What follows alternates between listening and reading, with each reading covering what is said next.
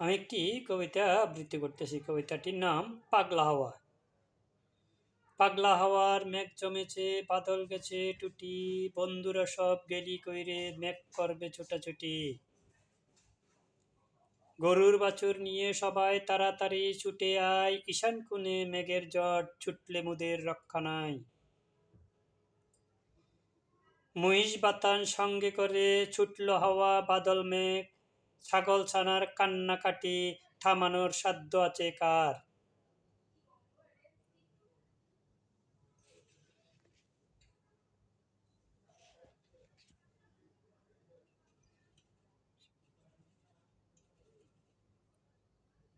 কালবৈশাখীর ঝড়ো হাওয়া ক্ষণিক ছুটে চলে যায়, খড়কুটো যে উঠতে থাকে বটের আগায় কুড়ের ঘর।